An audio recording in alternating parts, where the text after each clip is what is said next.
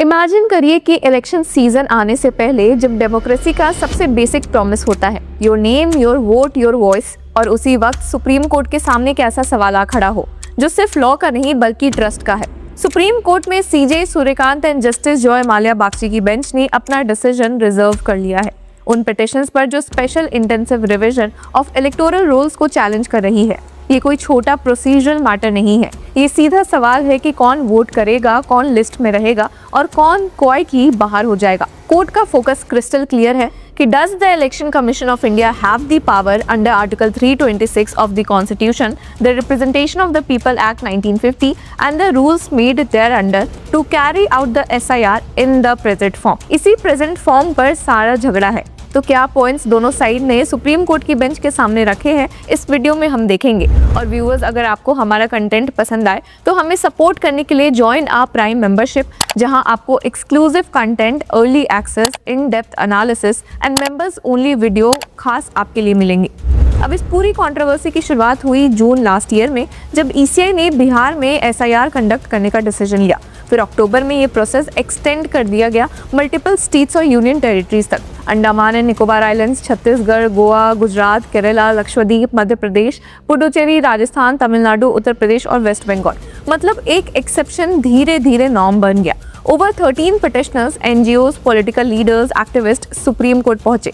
Association for Democratic Reforms lead petitioner है, साथ में PUCL, योगेंद्र यादव, महुआ मोहित्रा, मनोज झा, KC वेणुगोपाल, सुप्रिया सुले और कई और। अभी एक पार्टी वर्सेस पार्टी फाइट नहीं लग रही थी, ये एक प्रोसेस वर्सेस प्रिंसिपल का केस था। पिटिशनर्स की तरफ से senior advocates Kapil Sibal, Abhishek Manu Singhvi, Gopal Shankar Narayan, advocate Prashant Bhushan, वृंदा ग्रोवर जैसे नाम मौजूद थे। और उनका पहला और सबसे स्ट्रॉन्ग आर्ग्यूमेंट ये था कि SIR एक इनडायरेक्ट NRC लाइक प्रोसेस बन गया है, जिसमें election commission de facto authority बनकर सिटीजनशिप वेरीफाई कर रहा है।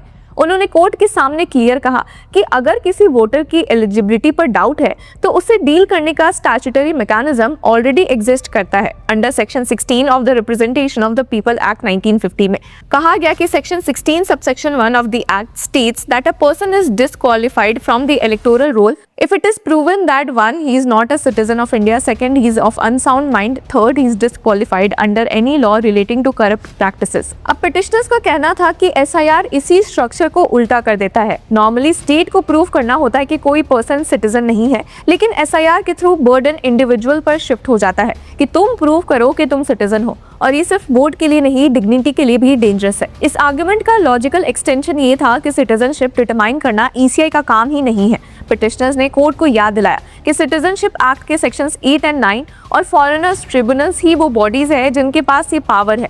अगर ECI एक टेम्पररी वोटर लिस्ट बनाता है और लोगों को बोलता है प्रूव योरसेल्फ और डिसअपीयर, तो वो एक पैरेलल सिटीजनशिप रेजिम क्रिएट कर रहा है।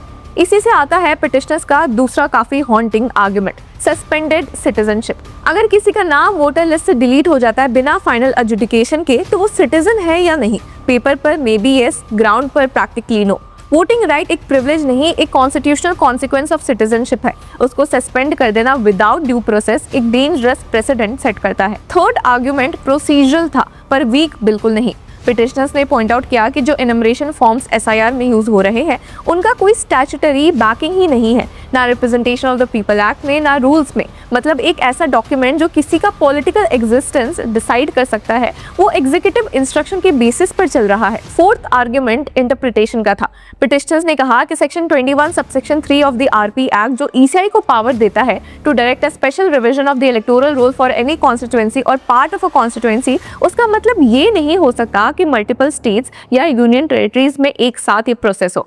ये क्लॉज एक्सेप्शनल सिचुएशंस के लिए था, रूटीन मास एक्सरसाइज के लिए नहीं। इसी तरह का ब्लैंकेट SIR मासिफिकेशन है, एक्सेप्शन को नॉर्म बनाना।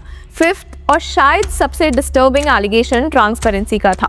पिटिशनर्स ने कोर्ट के सामने बताया कि कई जगह वोटर्स को डिलीशन के रीजंस नहीं दिए गए, कहीं अनएक्सप्लेन्ड इंक्रीज दिखा के डायरेक्शन के बाद, और कहीं BLO लेवल डिस्क्रेशन का कोई अकाउंटेबिलिटी मैकेनिज्म ही नहीं था। डेमोक्रेसी में ओपेसिटी सबसे बड़ा रेड फ्लैग होता है। पर वहीं on the other side election commission ने अपनी अथॉरिटी को फर्मली डिफेंड किया है। उनकी तरफ से सीनियर एडवोकेट्स राकेश द्विवेदी, मनिंदर सिंह, दामा शेषाद्री नायडू मौजूद थे और एक पैरेलल पिटिशन जिसमें एडवोकेट अश्विनी उपाध्याय ने एसआईआर को और एक्सपैंड करने की मांग की, जिसमें कि सीनियर एडवोकेट विजय हंसारिया अपीयर हुए थे। अब ईसीआई का कहना था कि पिटिशनर्स सिटीजनशिप वेरिफिकेशन को गलत लेंस से देख रहे हैं। ये वेरिफिकेशन सिर्फ इलेक्टोरल पर्पस के लिए है, डिपोटेशन के लिए नहीं। It is a liberal soft touch approach, ECI ने कोर्ट को बताया, और इसमें कोई रिगरस इन्वेस्टिगेशन या पुलिस इन्वॉल्वमेंट नहीं है। अब ईसीआई ने पिटिशनर्स के रिलायंस को लाल बाबू हुसैन जजमेंट पर भी चैलेंज किया। उस केस में कोर्ट ने कहा था कि a person whose name is included in the voters list is presumed to be an Indian citizen and the burden is on the objected to prove otherwise. अब पिटिशनर्स का कहना था कि एसआईआर इस प्रिजम्पशन को रिवर्स कर रहा है, लेकिन ईसीआई ने आर्ग्यू किया कि लाल बाबू का फैक्चुअल कंटेक्स्ट बिल्कुल डिफरेंट था। उस केस में एसआईआर पहले हो चुका था, पुलिस इन्वॉल्व थी और कोई रिपोर्ट रिकॉर्ड पर नहीं थी।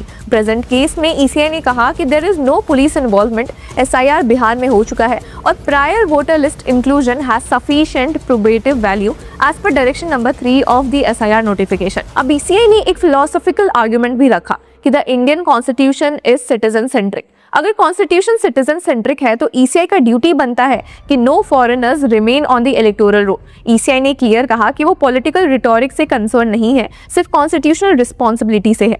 अब जब सुप्रीम कोर्ट ने डिसीजन रिजर्व कर लिया है तो सवाल सिर्फ ये नहीं है कि एसआईआर कॉन्स्टिट्यूशनल है या नहीं, सवाल ये है कि क्या इंडिया में वोट एक राइट ऑफ बिलोंगिंग रहेगा या एक राइट ऑफ डॉक्यूमेंटेशन बन जाएगा। क्या डेमोक्रेसी ग्राउंड पर ट्रस्ट से चलेगी या फॉर्म्स और फॉर्मेट से। बिकॉज जब एक वोटर अपने घर के दरवाजे पर बीएलओ को देखकर ये सोचे कि मेरा नाम रहेगा या नहीं, तब डेमोक्रेसी सिर्फ ईवीएम के बटन तक लिमिटेड नहीं रहती, वो ड्राइंग रूम, बस्ती और गांव के चाबूतरे तक पहुंच जाती है।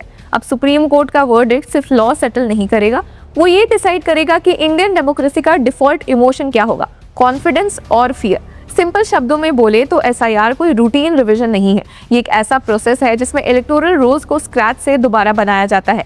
हर वोटर का रीवेरिफिकेशन होता है ग्राउंड लेवल पर, बूथ लेवल ऑफिसर्स घर घर जाकर इनमरेशन करते हैं, फॉर्म्स कलेक्ट होते हैं, डॉक्यूमेंट्स चेक होते हैं। ऑन पेपर ये साउंड तो लगता है क्लीनलीनेस जैसा, बट ग्राउंड पर ये साउंड करता है स्क्रूटनी जैसा। और स्क्रूटनी का सबसे कंट्रोवर्शियल हिस्सा तब आता है जब एसआईआर नोटिफिकेशन कहता है कि जो वोटर्स 2002 या कुछ स्टेट्स में 2003 के इलेक्टोरल रोल में नहीं थे, उन्हें एंसेस्ट्रल लिंकेज दिखानी होगी, यानी प्रूव करना होगा कि उनके पेरेंट्स या एंसेस्टर्स का नाम उस पुरानी लिस्ट में था। 11 डॉक्यूमेंट्स इनिशियली अलाउड थे वेरिफिकेशन ऑफ आइडेंटिटी और बाद में सुप्रीम कोर्ट के डायरेक्शन के बाद आधार कार्ड भी इंक्लूड किया गया। पर इस पूरे मुद्दे पर व्यूअर्स आपकी क्या राय है? Do let us know in the comment section. Until then keep following law चक्र।